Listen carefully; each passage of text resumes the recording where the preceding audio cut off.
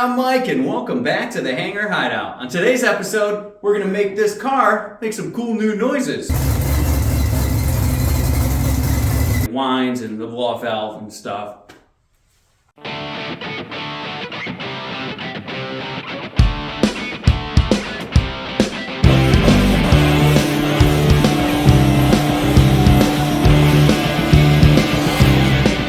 Here's a good look at this tiny little intercooler.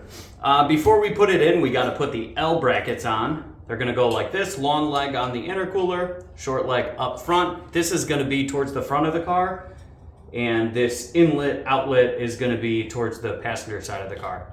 So put it on like so, and then we're going to set it in the car. We got to make sure that it's level. This has to go with the throttle body, and this guy has to align with the little hole that's in the sheet metal over there. So let's make this kind of loose, and we'll go set it in the car. Once we set it in the car, we want to make sure that it's good, and once it looks good, then we could go ahead and we're going to drill holes into the frame again. So we got to mount this. I'm done. It's day 2. I should feel really refreshed, but apparently I don't. I'm really dumb. I got my holes put on here. We got one right there, one right there. I didn't mention this before with all the other things we were drilling, but get yourself a silver pen. It works well. And if you notice, so I just put a piece of tape straight down there. What helped me is holding it from the bottom, so that way I could get it level. And I actually put a level on top of the intercooler. All you have to do is make sure it's fitting in this little hole over here, and your center with your throttle body. That's about it. So now we're gonna drill into here with an 1/8 inch drill bit, and let's mount our radiator. Done with that piece. Oh, that's not on yet. That's gone. Mounter cooler? What? I've been doing this for too long. Intercooler is mounted in.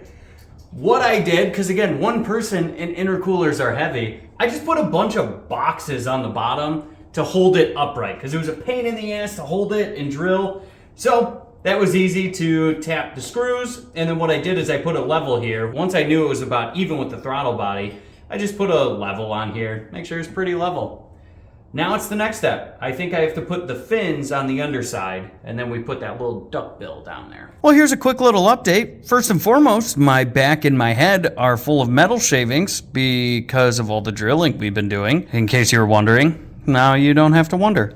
But we put this little duck bill on to get the air to come in, and we also mounted this little L bracket here. So this guy is attached to the bumper, and we just use that normal 7mm screw, and then you use the self-tapping screws on this side. Same thing with this guy. But there we go. We got ourselves an intercooler and 2 little air fins. Choo, choo. Okay, well, it's now a couple days later because your boy got the COVID, and we're still fighting through it, but this car should be done by now, and it's not, and it's bugging me. So let's try to get it started today. I did a couple things off camera, but really it was just get the coupler on the intercooler that comes in through the passenger side, and that is going to connect to our blow-off valve. So we got our T and our, I don't know, it's like 4-inch silicone blow-off valve. I have one block off, and the other one is going to go to our hose, which is then going to go to, right now it's going to go to like the brake booster line. I'm going to split that, put a T in it. However, for a later episode, we are going to do a vacuum block because it just looks way better. Having hoses everywhere kind of looks icky, and we don't want it.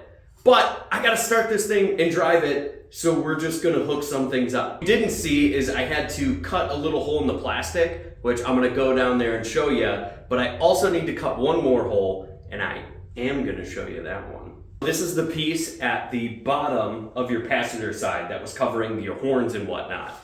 So it goes into another plastic piece that we cut. I have it marked here because this pipe is going to be coming through it.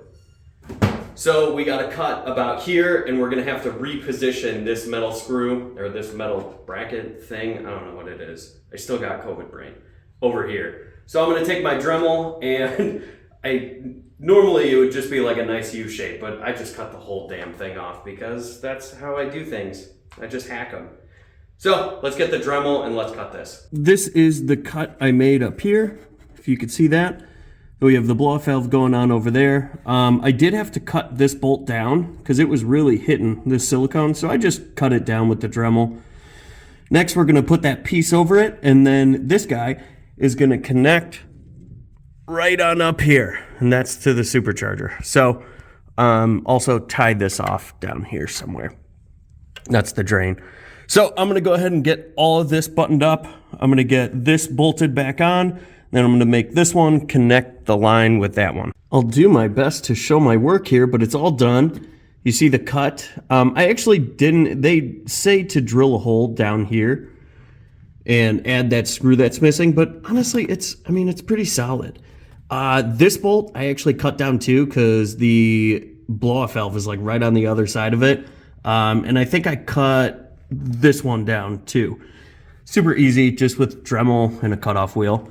Then I got the rubber coming up here, and it does connect to the supercharger. And just so you know, I have the drain line just zip tied right there for whenever I need to do an oil change. But that's what the bottom looks like. We're literally done on the bottom. Now we just go up to the top, and it's like a couple more things of silicone and the shroud, and we're gonna fire this puppy up. Well, this is it, the final home stretch. We're essentially done on the bottom of the car. So next, all we need to do is connect up the mass airflow. So it goes throttle body, coupler, that's like the reducer one. Man, this is stupid. I promise you, I have the fittings. I just haven't cut the fuel line already. This is gonna look better, but I digress. Don't have your fuel system look like this, it's ucky. Then mass airflow, then we're gonna do another coupler to the bend, then to the intercooler, and then this puppy is gonna go to that plastic shroud, coupler, and then a plastic shroud. Also, when you do your blow-off valve at the bottom, make sure you fish up your line, because this is gonna end up going to the brake booster. And again, for just temporary measures, I'm gonna do a Y-split off of the brake booster so that way I can supply the blow-off valve and my boost gauge. In the future, like a couple of weeks, we're gonna have a lot more things that need that boost reference. So we're gonna do the vacuum block, including the fuel gauge, because I still don't have that hot switch wired up yet. However, it will be wired up, but just one thing at a time here. So let's go ahead and get this guy set up. We'll get this one set up. We need our shroud on, and then we need our little brace that holds the radiator. And that's it. Let's get to work. Let's finish this thing. And then I could go back to sleep. COVID kind of stinks. Before we get everything squared away, I forgot one crucial thing. This is gonna be going to the mass airflow. And something that we used to have right here is our intake air temp. So we're gonna have to re-put that right here. I think it says a 5/8 hole, so I'm gonna drill it and then use that step-up bit. And then we're gonna go ahead and put that right there. Here's a quick update. It looks like a supercharged car now. What did I do? I did a good amount. I got all the piping done. So this was a pain in the ass for me. I had the comfort of being able to just take out this AC condenser line because my AC is still not charged yet. So I took this out so I had enough room to pull back. You may need to trim your fan shroud a little bit more, but it was an absolute pain. I put the coupler on the supercharger first, pulled, and then got the plastic piece on. Either way, we're still done. We got it. I fished the blow-off valve line down here because I'm going to get it over there, and then we're going to put it back by kind of like the firewall. Keep it safe. Now, this is basically the last step of it all. Well, the last step. But then there's one very important step. So not the last step. I'm an idiot sometimes. Either way, to get vacuum, I tapped into this brake boost line. So I just use side cutters, I cut it. The kit comes with a T. So I just plugged this into the blow-off valve. I have a lot of things that are gonna need a vacuum reference.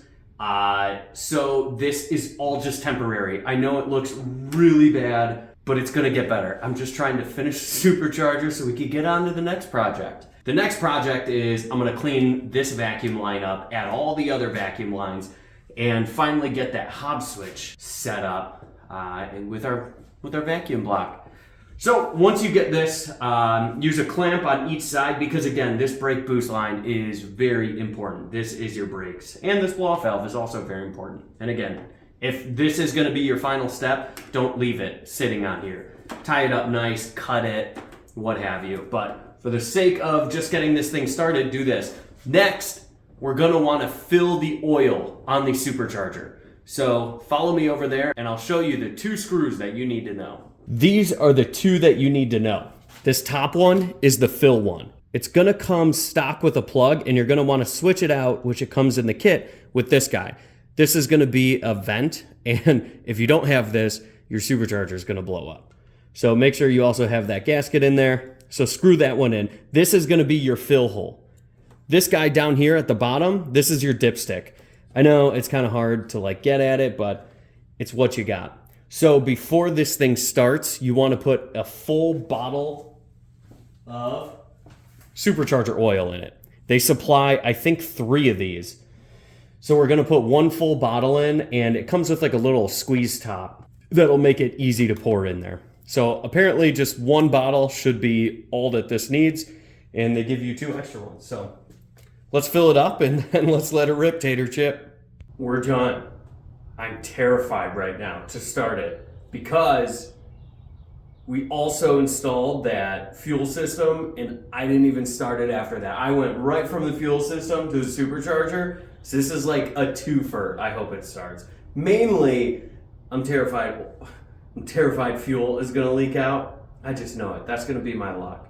And I don't have my exhaust on. So when it starts up, not if, when, it's gonna be loud as shit. Is shit that loud? I don't know where sayings come from. Let's start it. First I gotta jump it. So I gotta, cause it's dead. So first I jump, then I start. Wish me luck. Here we go.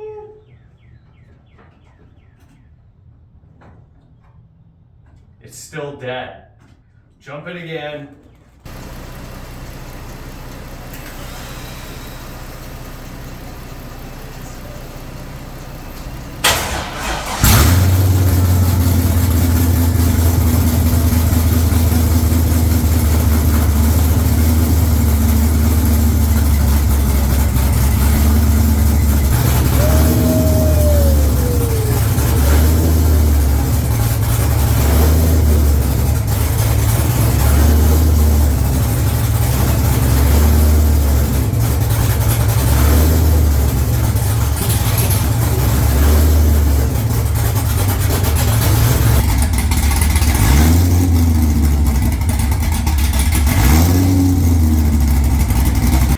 Okay, a little anticlimactic because I had to keep it jumped because I don't have a jumper box. But it starts and it runs. It sounds damn good. It's way too loud because I don't have my exhaust on. But it sounds good, and guess what? Best part, no fuel leaks.